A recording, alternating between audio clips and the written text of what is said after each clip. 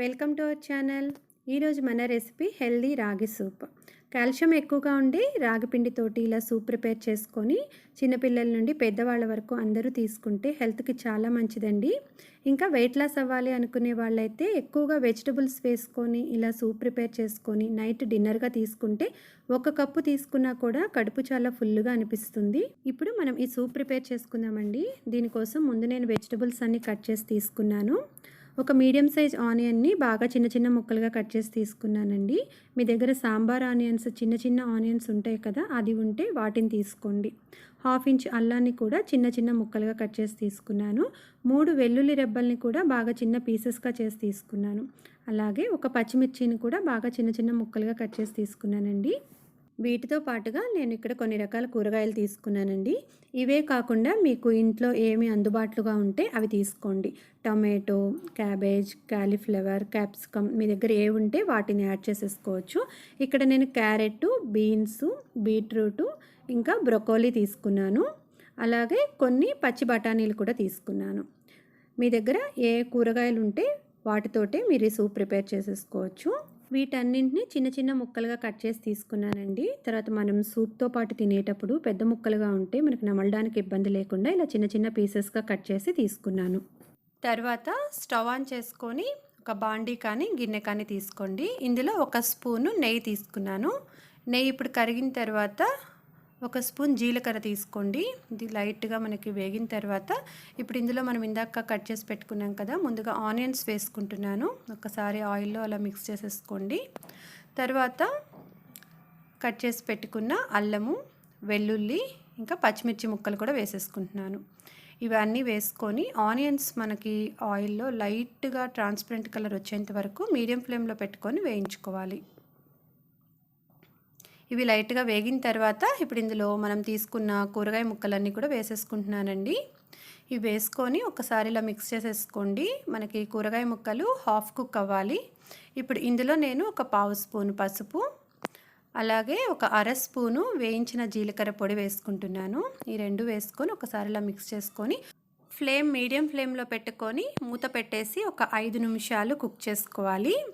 మధ్య మధ్యలో ఒకసారి మూత తీసి కలుపుకుంటూ ఉండాలండి. మనం ఆయిల్ కూడా తక్కువగా వేసుకున్నాం కదా, కూరగాయ ముక్కలు కూడా మనకి మగ్గిపోయాయి. ఇప్పుడు ఇందులో నేను వాటర్ యాడ్ చేస్తున్నాను. ఇక్కడ మొత్తం నేను 4 కప్పులు వాటర్ తీసుకున్నాను. 3 కప్పులు ఇప్పుడే వేసేసాను. తర్వాత రాగి పిండిలో ఇంకొక కప్పు యాడ్ చేస్తాను. 3 కప్పులు వాటర్ వేసుకొని ఫ్లేమ్ హైలో పెట్టి మూత పెట్టి వాటర్ని తెల్లనివ్వాలి. ఈలోపు మనం రాగి పిండిని వాటర్లో మిక్స్ చేసుకుందాం. ఇప్పుడు ఒక బౌల్లో 3 స్పూన్లు రాగి పిండి తీసుకున్నాను.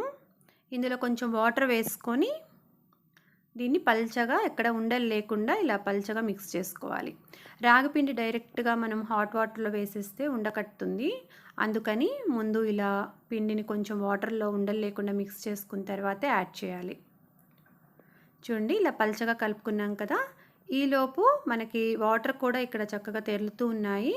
ఇలా వాటర్ బాగా మరుగుతూ ఉన్నప్పుడు ఇప్పుడు ఫ్లేమ్ సిమ్లో పెట్టేసుకోవాలి. మనం మిక్స్ చేసి పెట్టుకున్న రాగిపిండిని ఒకసారి అడుగు నుంచి అలా కలుపుకుంటూ వాటర్లోకి యాడ్ చేసేసేయండి. ఈ బౌల్లో ఇంకొంచెం వాటర్ వేసుకొని దాన్ని క్లీన్ చేసి అది కూడా యాడ్ చేసుకోండి. ఇప్పుడు ఇందులో నేను టేస్ట్కి సరిపడినట్లు కొంచెం సాల్ట్ కూడా యాడ్ చేస్తున్నాను. ఒక 1/2 స్పూన్ సాల్ట్ వేసుకున్నాను. ఇలా ఒక 10 మినిట్స్ కొంచెం సేపు ఇది బాగా తెరిలితే మనకి రాగిపిండి వేయటం వల్ల కొంచెం దగ్గరగా వచ్చేస్తుంది. ఇప్పుడు కరెక్ట్గా ఇంకొక 2 మినిట్స్లో మనము ఇంకా స్టవ్ ఆఫ్ చేస్తాం అన్నప్పుడు చివరిలో 3/4 స్పూన్ నుండి 1 స్పూన్ వరకు మిరియాల పొడి వేసుకొని కలుపుకోండి. మిరియాల పొడి మీ టేస్ట్కి తగినట్లు వేసుకోండి. కొంతమంది ఘాటుగా తెలుస్తూ ఉంటే ఇష్టపడతారు కదా, అప్పుడు 1 స్పూన్ యాడ్ చేసుకోండి. ఒకసారి మొత్తం మిక్స్ చేసేసుకోండి. మనకి సూప్ చూడండి ఈ కన్సిస్టెన్సీలో ఉంటుంది. కొంతమంది చిక్కగా ఉంటే ఇష్టపడతారు. మీకు చిక్కగా కావాలి అనుకుంటే 1 స్పూన్ రాగి పిండి ఎక్స్ట్రా యాడ్ చేసుకోండి. సూపు ఇలా పల్చగా ఉంటేనే మనకి తాగడానికి బాగుంటుంది. ఫస్ట్ రాగిపిండి వేసినప్పుడు కొంచెం పల్చగా అనిపించినా కూడా అది కాసేపు ఉడుకుతుంది కదండి, ఉడికేటప్పటికి కొంచెం దగ్గరగా వస్తుంది. చల్లారేటప్పటికి ఇంకొంచెం చిక్కగా తయారవుతుంది. ఇప్పుడు చివరగా నేను కొత్తిమీర వేసుకున్నాను. కొత్తిమీర వేసుకొని ఒకసారి మిక్స్ చేసేసుకోండి. మనకి సూప్ మొత్తం రెడీ అయిపోయిన తర్వాత ఇప్పుడు స్టవ్ ఆఫ్ చేసి ఆ తర్వాత మాత్రమే ఒక 1/2 లెమన్ యాడ్ చేసుకోవాలి. వేడివేడిగా స్టవ్ మీద ఉడికేటప్పుడు లెమన్ యాడ్ చేయకూడదు.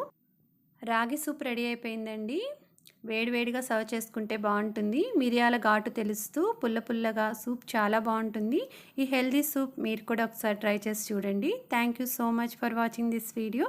ఈ వీడియో మీకు నచ్చితే ప్లీజ్ లైక్ చేయండి. వీడియోని మీ ఫ్యామిలీ అండ్ ఫ్రెండ్స్ తోటి షేర్ చేసుకోండి. మరిన్ని వీడియోస్ కోసం మా ఛానల్ని సబ్స్క్రైబ్ చేసుకోండి.